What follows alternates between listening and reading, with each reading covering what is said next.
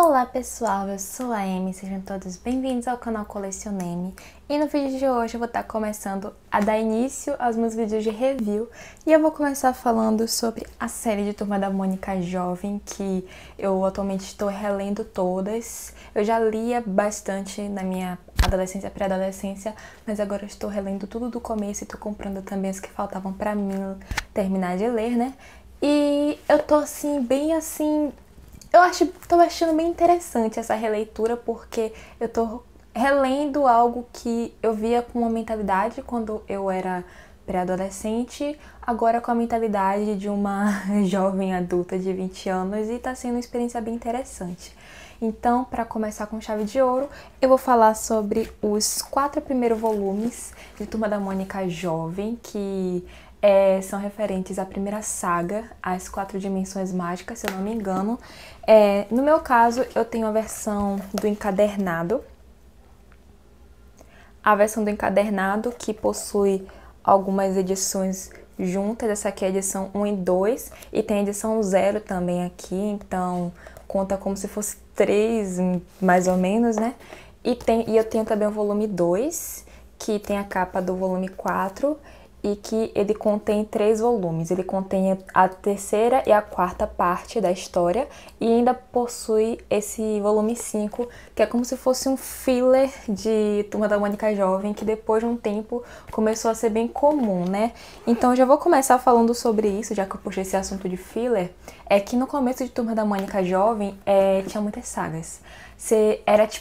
A regra era ter sagas. Esses episódios assim mais fillers que a gente vê muito em Turma da Mônica Jovem, principalmente na segunda série, que virou até treta. Até treta não, virou até o motivo do quase fracasso da Turma da Mônica Jovem. Não acontecia no começo. A regra era ter as sagas certinhas, e depois, tipo, entre uma saga e outra tinha um volume filler, digamos assim, né? E eu fiquei assim, relendo, vendo que o foco era as sagas, eu vi o quanto que Turma da Mônica Jovem meio que se perdeu com o tempo, né? Mas isso não é assunto para esse vídeo, eu quero fazer um vídeo separado só para falar um pouco sobre essas diferenças entre as gerações de Turma da Mônica Jovem, como é que ele evoluiu, como que ele deteriorou, como que ele melhorou, se tem salvação. Mas isso eu vou fazer outro vídeo. Hoje eu vou focar mesmo nessa saga aqui maravilhosa, que assim... primeiramente, ela começa meio introdutória. Nesse volume aqui, como eu falei, ele tem a edição 0 também, só que essa edição 0, a edição 1, ela é basicamente uma edição 0 estendida, sabe? Tanto que me incomodou até um pouco isso. Tudo bem que, primeiro volume, né? Nem todo mundo que leu o primeiro volume leu o volume 0. Até porque o volume 0 era uma revistinha promocional, né? Que hoje em dia, se você for tentar achar pra comprar, é caríssimo. Inclusive, quem tiver aí pra me vender, eu estou comprando por um preço justo, estou comprando. Mas essa edição 0 é extremamente difícil hoje em dia de se ter. Na época eu acredito também que fosse difícil das pessoas obterem, né? Então faz sentido o volume 1 ser meio com a extensão do volume 0. E eu sinto que o time deles, eles meio que não sabiam muito bem o que fazer. As piadas às vezes são um pouco mal colocadas. E uma coisa que eu percebi também era que no começo eles faziam muita questão de fazer referência a alguma coisa nerd, alguma coisa otaku japonesa, principalmente alguma coisa japonesa. Eles usavam muitos termos do mundinho otaku mesmo. Eles usavam também algumas referências a jogos, então eles eram bem assim comprometidos nisso de temos que referenciar mangás, já que Turma da Mônica em versão mangá, então a gente tem que fazer uma coisa bem mangá, né? Como a gente sabe, né? Pra quem não sabe, a Turma da Mônica Jovem ela só existiu porque o Maurício de Souza percebeu que o filho dele, né? O do Contra, né? Quem sabe o filho dele, se eu não me engano é o Maurício, né? Não me lembro, mas que inspirou do Contra. Ele lia muito Turma da Mônica, mas depois de um tempo começou a ler só mangá, né? E tem muito esse estigma também de quem lia Turma da Mônica Jovem, de que tem esse preconceito no nosso mundinho aqui. Eu leio tanto mangás, como você podem perceber, como Turma da Mônica Jovem, que tá ali em cima, que não vai dar pra ver agora. Mas tem esse preconceito sim de quem lê mangá com quem lê Turma da Mônica Jovem. É um vídeo que eu também quero fazer sobre isso.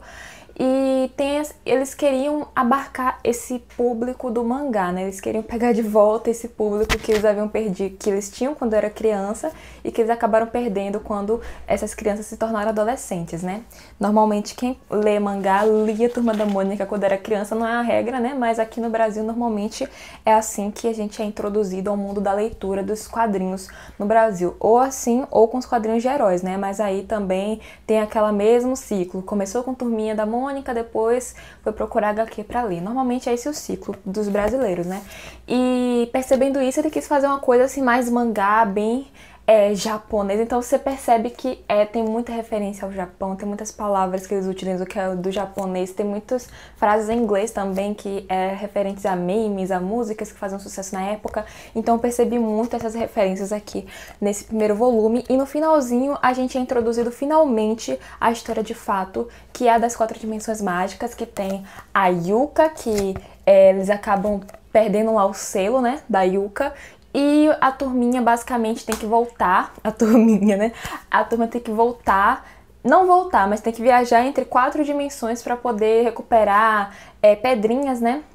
Fragmentos de uma pedra para conseguir derrotar a Yuka, que é o que tá lá no testamento, na profecia lá, para derrotar a Yuka. E é claro que a Yuka, ela ia fazer de tudo para tentar destruir o plano deles, né? Então ela sempre mandava o Poeira Negra, né, que é o Capitão Feio, para essas dimensões para tentar atrapalhar eles nessa jornada. E o que eu percebi é que cada jornada é como se fosse um episódio, cada traquinagem do Poeira Negra é como se fosse um episódio de Sailor Moon. Me lembra muito o episódio de Sailor Moon, que tem lá o chefão principal que fica mandando uns capangas todos os episódios pra tentar armar contra as guerreiras, e ele sempre se dá mal no final, aí volta, aí o vilão fica enfurecido pra só no final ele inventar de fazer alguma coisa, fazer as coisas com as próprias mãos, né? Eu sentia bem esse clima no Turma da Mônica Jovem, parecido com Sailor Moon. Parecido com também vários outros animes dessa época, né? Mas me lembrou mais Sailor Moon nessa parte. E eles foram viajar para 4 dimensões. Cada dimensão é meio que um mundo diferente. Tem um mundo que ele é um mundo medieval, que é o de Mavidele, se eu não me engano. Mavidele, em que é medieval, é como se fosse um RPG. Então a gente tem a Magali como maga, que eu fiquei assim, meu Deus, a Magali como maga, porque a gente sabe que tem esse negócio da Magali ser bruxa e não sei o que lá. Então você vê a Magali como maga, assim, você fica, oh meu Deus, desde o começo já tinha um pezinho lá, a Magali, né? E também a gente tem o mundo lá o mundo de Tobor, que é um mundo, basicamente o mundo do Wall-E, é que você é tudo tecnologia, robô pra lá e pra cá, é tudo muito tecnológico, inclusive me lembra muito Um Brilho de um Pulsar, esse mundo de Tobor. E tem também Tchalu, que é um mundo que eu chamo de Dragon Ball clássico, sabe? Torneio de Dragon Ball clássico, que é basicamente... Lembra daquele, acho que era um Templos dos Céus, em que o Goku vai lá pra treinar? Lembra muito isso, esse Tchalu, né? Que é basicamente um Dragon Ball clássico ali, gente. E temos também Edon, que é a minha parte favorita do mangá, em que eles vão pro mundo do penadinho, que a gente tem na turminha, né? Quem lê turminha sabe que tem várias turminhas. Tem a turma da Mônica, tem a turma da Tina, tem a turma do Chico Bento e tem a turma do penadinho, que tem lá o Drácula, tem a Morte, tem o... como é mesmo? O Frankenstein. E eles vão pra esse mundo e eu achei muito legal essa parte, né? Na parte de Mavidele foi bem RPG mesmo, sabe? Eles tinham que buscar fragmentos, aí tinham que enfrentar um dragão. Inclusive esse dragão, ele tem ligações com a Yuka, que a gente vai descobrir depois, né? E também em Edon eles têm muito...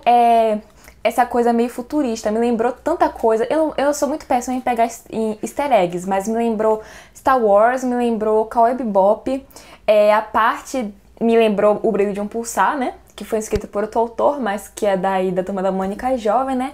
Me lembrou muita coisa. Me lembrou Wall-E, né? Então esse mundo de Tobor me lembrou bastante coisa mesmo, nesse sentido. E tem lá uma batalha espacial da Magali com a Cabeleira Negra, que é a primeira aparição da Cabeleira Negra, que eu achei maravilhoso. Tem também uma batalha lá da Mônica, como se fosse um Tokusatsu, sabe? Um Power Rangers da vida. Eu achei muito top. Tobor foi realmente muito completo esse volume. Eu achei muito legal, muito divertido.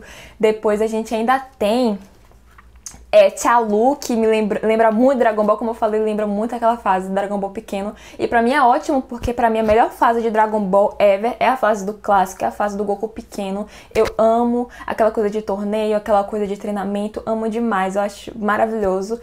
E também temos o Geddon, que pra mim é tudo, principalmente quando aparece a morte. Nossa, a morte aparece lá tão linda, gente. Eu achei maravilhoso aquilo ali. E uma coisa também que tem no início, no primeiro volume, que é explicado que a turminha, elas são meio que descendentes dos pais deles. Eles têm lá uma explicação de que tem 4 guerreiros que meio que vão reencarnando, né? E os pais da turminha eram os antigos guerreiros. E pra substituir, pra salvar os pais deles, a turminha tem que tomar o lugar deles, e eles acabam perdendo a memória por causa disso, porque não pode ter meio que 4 guerreiros coexistindo ao mesmo tempo.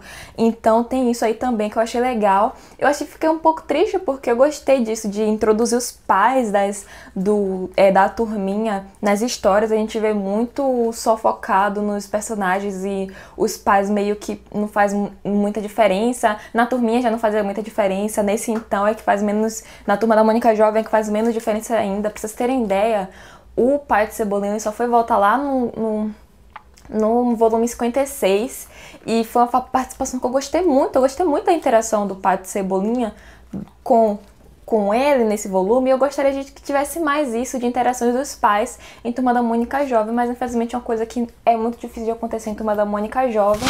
E acho que não tem muito o que fazer, mas eu gostei muito deles terem incluído os pais deles nessa e colocado eles não só como a mãe da Mônica, a mãe da Magali, o pai do Cascão, o pai de Cebolinha, colocando eles como realmente personagens que têm relevância e que fizeram diferença. Então eu gostei bastante disso. Bom, o vídeo tá bem longo e eu não vou falar muito mais do que isso, acho que foram essas minhas impressões. Algumas piadas eu achei meio mal colocado, justamente porque eu senti que eles estavam meio nesse amadorismo de tipo, não sei muito bem o que fazer, tipo, como que a gente transforma aquela turminha pra uma coisa mangá, mas a gente não pode deixar muito diferente, mas a gente tem que também agradar o público jovem. Então eu sentia que eles eram meio perdidos no começo, mas que rapidamente eles foram pegando o jeito e fazendo as coisas acontecerem. E a Turma da Mônica Jovem também mudou bastante nesse período. Eu até costumo dizer que depois do aniversário de Marina, a gente tem uma Turma da Mônica Jovem antes do aniversário da Marina e um depois do aniversário da Marina. E eu vou até falar um pouquinho sobre isso, dessas timelines de Turma da Mônica Jovem que eu acredito, né, existir. A gente sabe que tem a primeira série, segunda e terceira, mas eu tenho a minha própria classificação de separar de série e tal, né? Esse negócio da Panini é nada a ver, Panini maluca, de ficar inventando, de ficar resetando toda hora Turma da Mônica Jovem e Turminha também, né? Eu não sei o que Panini deu na cabeça, que achou que seria uma boa ideia ficar resetando Turma da Mônica a roda aí. Você vê na editora Abril e na editora Globo não tinha essa palhaçada. Ia até o 200, até o 300, até o 500 que fosse, mas seguia a numeração certa. A Panini não. A Panini tem essas maluquices aí que ela inventa, que eu não sei o que passou pela cabeça dela, que achou que ia ser uma boa ideia fazer um negócio desse, né? Mas enfim, isso não é assunto para esse vídeo aqui. É isso aí, galera. Não tem muito mais o que dizer. Eu enrolei mais do que deveria enrolar, mas esse foi o vídeo de hoje. Espero que vocês tenham gostado e comentem aí o que vocês acham dessa série. Se vocês querem que eu fale de outras séries, comentem aí que eu vou estar fazendo vídeo também. Eu não vou fazer vídeo só de Turma da Mônica Jovem, vou fazer de mangás também. E eu vou começar a fazer vídeo também de primeiras impressões, não só de review total da obra, né? É isso aí, galera. Se inscreva no canal e até mais!